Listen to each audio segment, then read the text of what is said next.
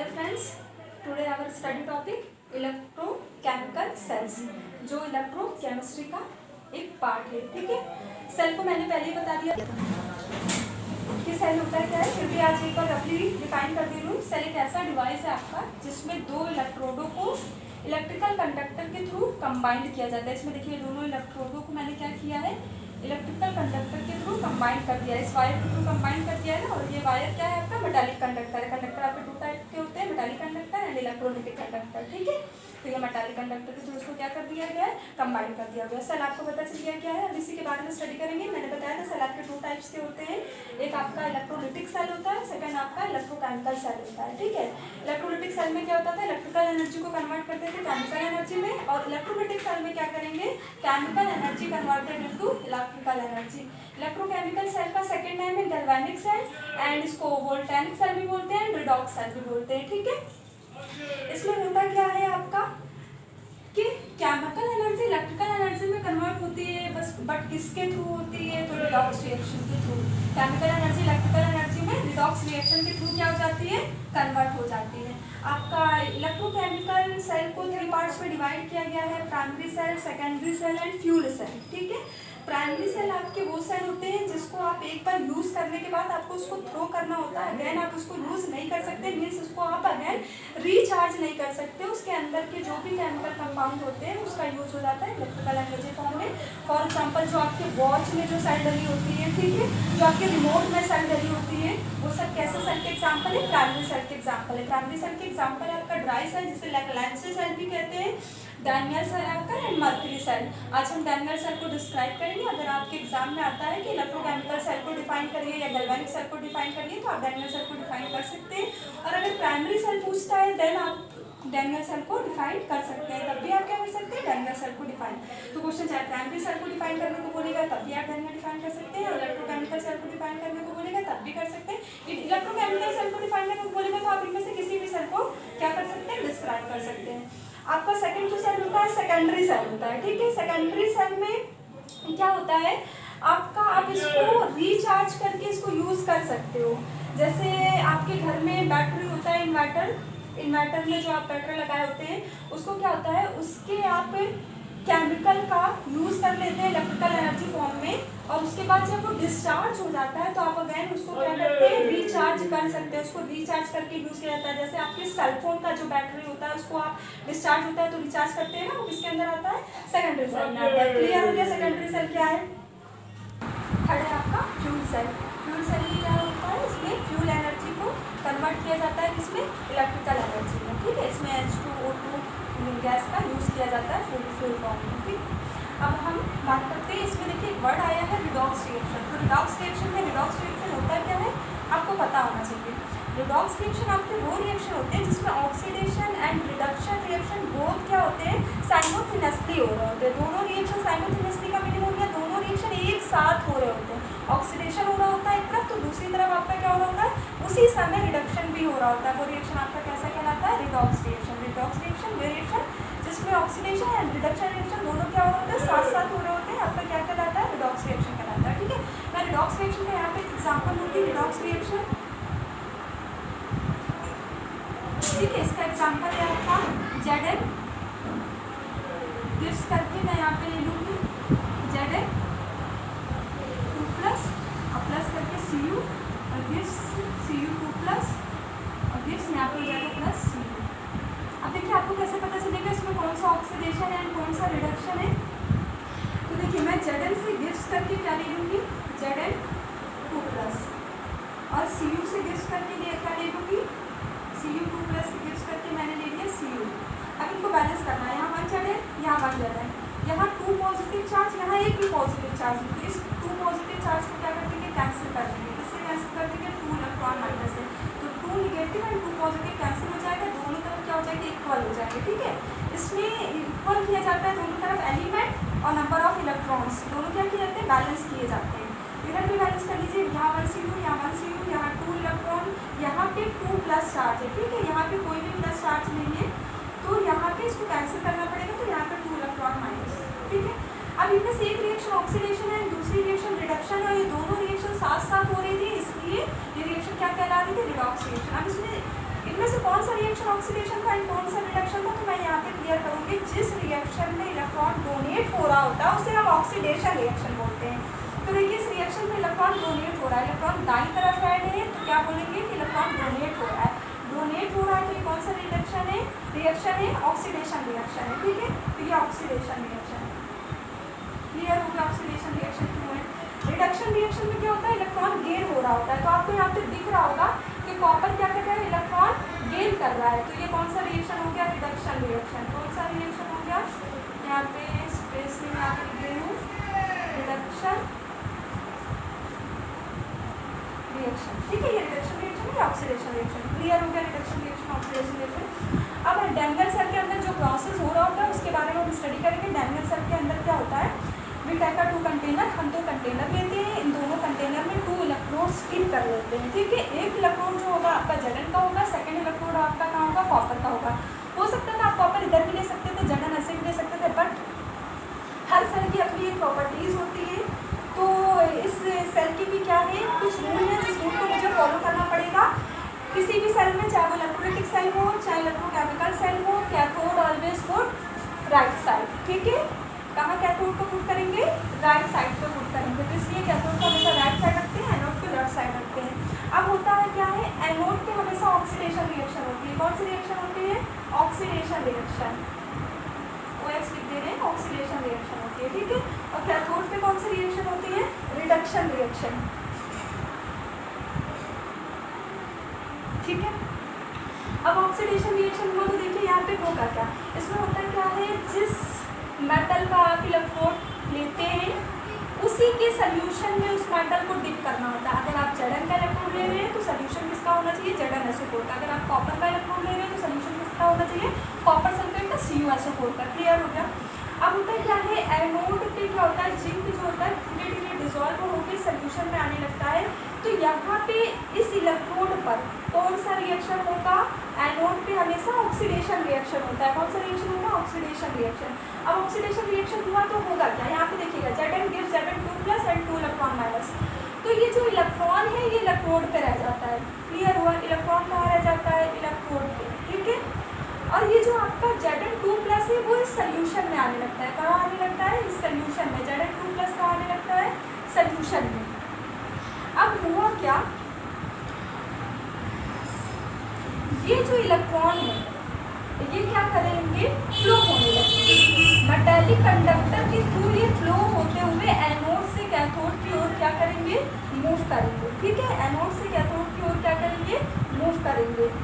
अब इस एनोड पर पॉजिटिव चार्ज होगा कि निगेटिव चार्ज होगा। इलेक्ट्रोलाइटिक सेल में आपको पता था एनोड पे पॉजिटिव चार्ज होता था क्योंकि इसको बैटरी को पॉजिटिव साइड से जोड़ते थे, बट इसमें तो कोई बैटरी है नहीं जो हम डिसाइड कर सके एनोड पॉजिटिव होगा कि निगेटिव। तो इस पे जो रिएक्शन होगी वो रिएक्शन ही डिसाइड करेगा कि एनोड पर कौन सा साइन होगा। तो यहाँ पे क्या हुआ, आपका इस इलेक्ट्रोड पर इलेक्ट्रॉन डिपॉजिट हो रहा है, देख रहे हैं E-। तो इलेक्ट्रॉन के यहाँ आ जाने की वजह से, डिपॉजिट हो जाने की वजह से एनोड पर माइनस का साइन आ जाता है, ठीक है। अब ये इलेक्ट्रॉन मूव करते हुए किसकी ओर जाते हैं, कैथोड की ओर। तो देखिए इलेक्ट्रॉन का फ्लो कहाँ से कहाँ हुआ, निगेटिव टू पॉजिटिव। कैथोड पे पॉजिटिव का साइन होता है, क्यों पॉजिटिव का साइन होता है, इलेक्ट्रोलाइटिक सेल में पॉजिटिव का साइन होता है, बट इलेक्ट्रोलाइटिक सेल में निगेटिव का होता है। तो इलेक्ट्रोकेमिकल सेल में क्यों ये पॉजिटिव होता है ये मैं अभी आपको बताऊंगी, ठीक है। तो इलेक्ट्रॉन का फ्लो देखो निगेटिव टू पॉजिटिव हो रहा है, तो इलेक्ट्रॉन के फ्लो के डायरेक्शन के अपोजिट डायरेक्शन में करंट फ्लो होता है। अभी मैं बताऊंगी इसमें कैसे करंट फ्लो होता है, ठीक है। तो इलेक्ट्रॉन यू फ्लो हो रहा है तो करंट यू फ्लो होगा, इधर से इधर करंट फ्लो होगा, उधर से इधर इलेक्ट्रॉन फ्लो होगा, क्लियर हो गया। अब हुआ क्या, इलेक्ट्रॉन यहाँ से मूव करके यहाँ पे आए। अब यहाँ पे क्या होगा, यहाँ पे जो इस सोल्यूशन था कॉपर सल्फेट का सोल्यूशन, इस कॉपर सल्फेट के सोल्यूशन था Cu2+, किसका Cu2+, Cu2+ एंड SO4-। इसका Cu2+ यहाँ से जो इलेक्ट्रॉन आ रहे हैं उससे क्या करेगा, जाकर रिएक्ट करेगा। तो कॉपर क्या है, इलेक्ट्रॉन गेन कर कर किस फॉर्म में कन्वर्ट हो जाएगा, Cu फॉर्म में। Cu2+ कॉपर फॉर्म में डिपॉजिट हो जाएगा इस इलेक्ट्रोड पर। ये Cu2+ कहाँ आया, इस इलेक्ट्रोड पर आया और यहाँ पे क्या हुआ, ये इलेक्ट्रॉन से रिएक्ट करके Cu फॉर्म में यहाँ पे डिपॉजिट हो गया। अब ये जो पॉजिटिव चार्ज है वो कहाँ गया, वो पॉजिटिव चार्ज इस इलेक्ट्रोड पे आ जाता है, किस पे आ जाता है, इस इलेक्ट्रोड पे आ जाता है, जिसकी वजह से कैथोड पर किसका साइन होता है, पॉजिटिव का साइन होता है। कैथोड पे पॉजिटिव साइन क्यों आया? क्योंकि कॉपर जैसे जैसे इलेक्ट्रॉन गेन करेगा, कॉपर ने एक इलेक्ट्रॉन गेन कर लिया तो एक पॉजिटिव हट गया, 2 इलेक्ट्रॉन गेन कर लिया तो दूसरा पॉजिटिव हट गया, तो ये पॉजिटिव गया क्या? तो ये पॉजिटिव इस इलेक्ट्रोड पर डिपॉजिट हो जाता है, जिस वजह से इस इलेक्ट्रोड पे पॉजिटिव साइन आ जाता है। क्लियर हो गया? एनोड पे नेगेटिव साइन क्यों और कैथोड पे पॉजिटिव साइन क्यों? अब क्या हुआ, अब ये कॉपर जो है इस इलेक्ट्रोड पे आ गया, पर इस सोल्यूशन में, कॉपर सल्फेट के सोल्यूशन में SO4 माइनस माइनस है, ठीक है। ये SO4 माइनस माइनस यहाँ से मूव करते हुए आपका इनर्ट इलेक्ट्रोड, इसे हम साल्ट ब्रिज में बोलते हैं, क्या बोलते हैं? Salt bridge. साल्ट ब्रिज से पास होते हुए किस सोल्यूशन में आएगा? ZnSO4 के सोल्यूशन में आएगा। देखिए यहाँ पे साल्ट ब्रिज है, तो पहले साल्ट ब्रिज के वर्क को समझ लीजिए। साल्ट ब्रिज का वर्क क्या होता है? साल्ट ब्रिज का वर्क होता है, ये आयन को फ्लो होने देता है, ठीक है, ये करंट को फ्लो होने देता है। तो यहाँ से आयन फ्लो होके यहाँ आएंगे, इसमें से यहाँ करंट को पास होके इसमें आएगा। क्यों? क्योंकि साल्ट ब्रिज के अंदर आपका इलेक्ट्रोलाइट फिल है। क्या फिल है? इलेक्ट्रोलाइट। और इलेक्ट्रोलाइट का काम क्या होता है? इलेक्ट्रोलाइट आपके कंडक्टर होते हैं ना, कंडक्टर का काम क्या होता है? इलेक्ट्रिसिटी को पास करता है। इसलिए आपका ये साल्ट ब्रिज इलेक्ट्रिसिटी को पास होने देता है, आयन को मूव होने देता है, ठीक है। अब इस सोल्यूशन जो आपकी इसके अंदर सोल्यूशन भरा है KCl, ये क्या इलेक्ट्रोलाइट है, बट ये कैसा इलेक्ट्रोलाइट है? ये इनर्ट इलेक्ट्रोलाइट है। इनर्ट इलेक्ट्रोलाइट वो इलेक्ट्रोलाइट होते हैं जो रिएक्शन में पार्टिसिपेट नहीं करते हैं, रिएक्शन में पार्टिसिपेट नहीं करते, इलेक्ट्रिसिटी को पास होने देते हैं, आयन को पास होने देते हैं और सोल्यूशन की न्यूट्रलिटी को बनाए रखते हैं, ठीक है। दोनों सोल्यूशन की उदासीनता को, न्यूट्रलिटी को क्या करेंगे? बनाए रखेंगे। कैसे बनाए रखेंगे अभी हम बताएंगे।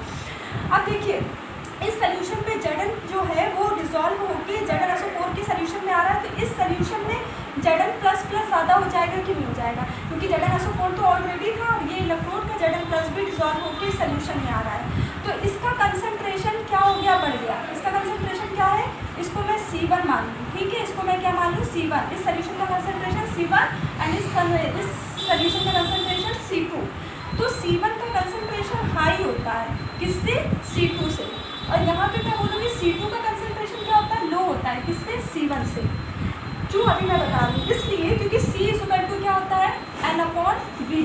तो नंबर ऑफ मोल्स जैसे जैसे बढ़ेंगे कंसंट्रेशन आपका इंक्रीज होगा, ठीक है। नंबर ऑफ मोल्स जैसे जैसे सोल्यूशन में, ये क्या है? सोल्यूशन में जैसे नंबर ऑफ मोल्स इंक्रीज होंगे वैसे कंसंट्रेशन इंक्रीज होगा। तो देखिए सोल्यूशन था, इस सोल्यूशन में Zn प्लस बढ़ते जा रहे हैं, तो Zn प्लस के नंबर ऑफ मोल्स बढ़ रहे हैं ना, इसलिए कंसंट्रेशन क्या है इसका? हाई।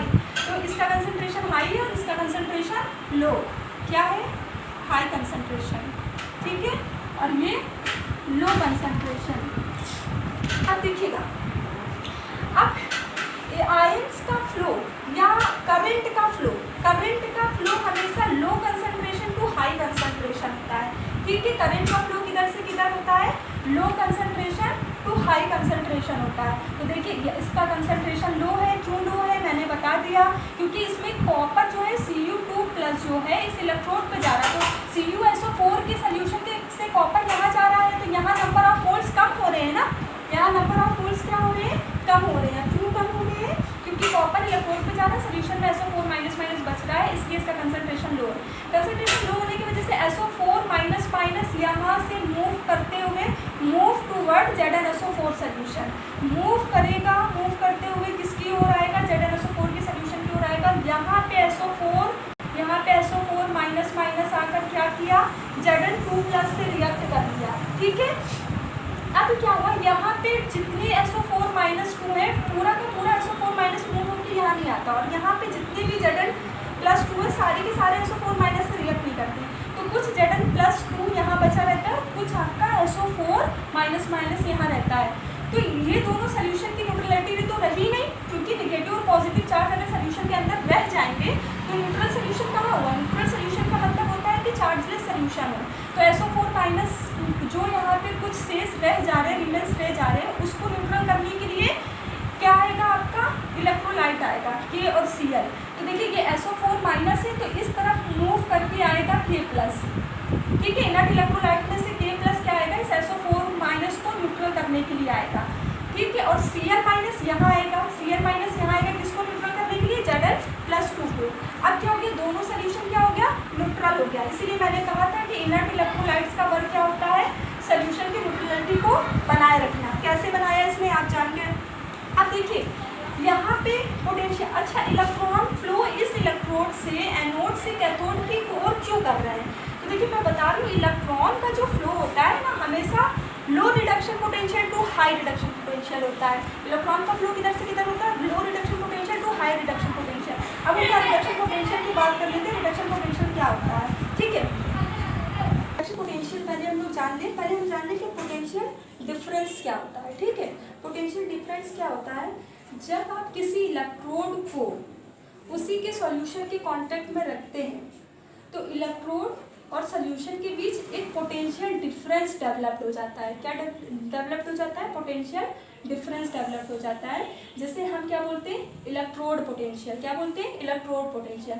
और जो पोटेंशियल किस पे हो रहा होता है? ऑक्सीडेशन रिएक्शन की वजह से डेवलप्ड हो रहा होता है। जो पोटेंशियल डिफरेंस ऑक्सीडेशन रिएक्शन की वजह से डेवलप्ड हो रहा होता है उसको हम ऑक्सीडेशन पोटेंशियल बोलते हैं। क्लियर हो गया?